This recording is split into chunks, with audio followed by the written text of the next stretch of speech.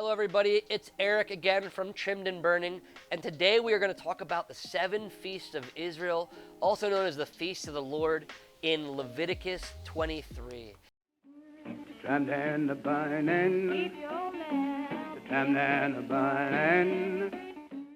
These feasts are just so beautiful. When I learned about them, when the Lord revealed it to me, I was just so excited to understand His deeper truths through this, how these events are historic as well as prophetic. So in Leviticus 23, God actually starts out with the Sabbath, listing that as a weekly holy day, which is nice. So it's a day every week, every 7 days, set apart for the Lord to remember Him. And then it gets into what is commonly known as the 7 feasts of Israel, or the feasts of the Lord. Now they're broken up into somewhat of 3 categories. There's the spring festivals, or the spring feasts, which is the Passover, the unleavened bread, and the Feast of First Fruits that happen in the springtime. And then there is the Feast of Weeks, also known as Pentecost, that happens halfway through. And then there are the 3 fall feasts, which are the Feast of Trumpets, the Day of Atonement, and the Feast of Booths. Now, these 7 feasts, again, like I said, are historic, meaning they symbolize things that happen in Israel's past. Yet they're also prophetic of Jesus Christ, the Messiah who is to come. Jesus' story and God's plan is shown right through these 7 feasts, the feasts of the Lord.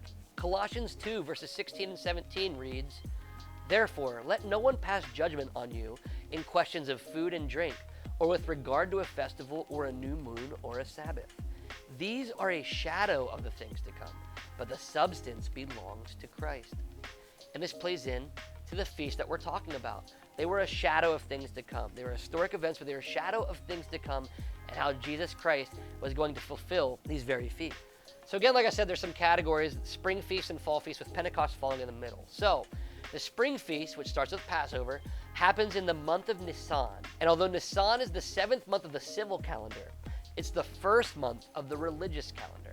And Nisan happens in what we would call March or April each year. Then you have the Feast of Unleavened Bread and the First Fruits. And then later on in Sivan is when you have Pentecost. Pente meaning 50. And that's because 7 sevens is 49. So 7 weeks is 49 days, and the next day would be Pentecost. This is again the pattern of 7s that the Lord uses over and over. But Sivan happens usually in the month of May or June. And then you have the 3 fall feasts. You have the Feast of Trumpets, Atonements, and Tabernacles happening in the month of Tishri. And Tishri happens in the month of September or October on our calendar. And Tishri in the civil calendar is the 1st month. This is where Rosh Hashanah comes from. It's the 1st month of the civil year. But it's actually the final month in the weeks of months, which is the week of months, which is 7 months, which starts with Passover in the spring of the month of Nisan and runs into Tishri, where it ends with the Feast of Tabernacles. Now, like I said, the religious calendar is different from the civil calendar. They're flipped. The first of the civil calendar is the 7th as far as the first of the religious calendar goes. So there's this pattern of 7. Nisan to Tishri is 7 months. And although the civil calendar starts with Tishri and ends with Nisan, the religious calendar starts with Nisan and ends with Tishri. But there are 7 feasts in all, and this is just the introduction to them. Later on, we're going to describe in our other videos of what these feasts actually are, what historical events they're a part of, and how they predict Jesus Christ and what He was to fulfill. And if you like this video, please like and subscribe to our channel and our page.